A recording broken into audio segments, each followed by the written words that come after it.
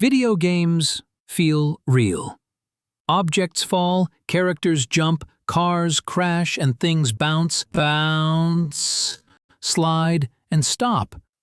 But inside your computer, none of that is happening in the real-world sense. There's no real gravity and no real force. So how do games fake physics so well that our brains believe it? The answer is a physics engine, a math system that updates the world again and again, usually 60 times every second. To understand it, you only need a few ideas: position, velocity, acceleration, momentum, and energy. Position is where something is. I'll call displacement delta D. Velocity is how fast position changes, measured in meters per second. I'll use v initial for the starting velocity and v final for the ending velocity. Acceleration is how fast velocity changes, measured in meters per second squared. Gravity is acceleration. Near Earth, it's about 9.8 meters per second squared. That means every second, your velocity changes by 9.8 meters per second downward, which is why falling speeds up. Now here's the secret that makes games possible. Time is sliced into frames. At 60 frames per second, each frame is delta t equals 0.0167 seconds. Each frame, the engine updates motion like this: new velocity equals old velocity plus acceleration times delta t. Then, new position equals old position plus new velocity times delta t. That loop, repeated fast, becomes smooth motion. Developers often have to choose between real physics and fun physics. Let's look at Spider-Man. When he swings a trash can in a circle, the game is calculating centripetal force. For that object to move in a circle, there must be a net force pulling it toward the center. We calculate this as F sub c equals mv squared divided by r.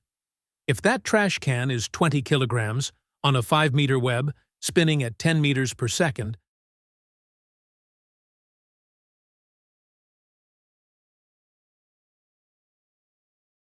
the web has to withstand 400 newtons of force. In the real world, if the velocity increases, the tension would snap a real web. But games fake this tension to keep the action going. The biggest fake, though, is air control. In the game, you can steer Spider-Man left or right mid-swing.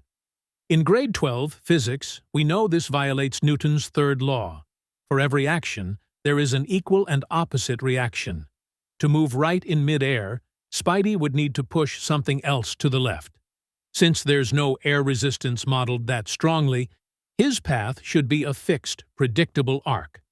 The game engine cheats by adding a ghost force to your velocity vector, prioritizing player fun. Now, let's move to Grand Theft Auto 5 to look at collisions.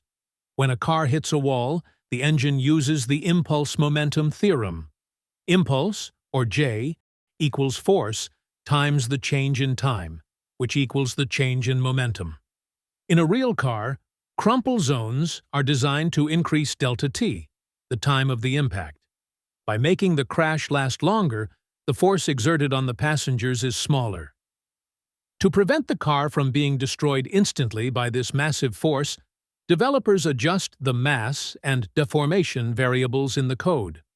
When you ram a small car with a large truck, the game is solving for the law of conservation of momentum. Because the truck has a huge mass, it carries massive momentum. To keep the equation balanced after the hit, the smaller car must fly off at a very high final velocity.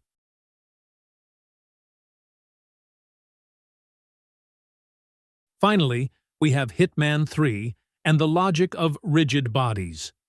In basic physics, we treat objects like single points. But in high-end games, we use rotational dynamics. When a character is knocked out and becomes a ragdoll, the engine calculates torque and the moment of inertia. The formula is tau equals I times alpha.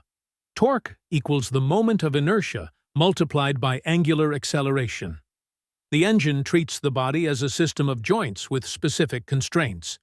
If the math can't find a solution, like if a limb gets stuck in a wall, the physics engine enters a feedback loop, which is why you see bodies glitching or vibrating.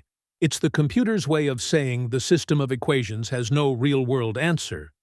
The next time you see a digital world feel real, remember, it's not magic. It's just 60 frames a second of pure physics.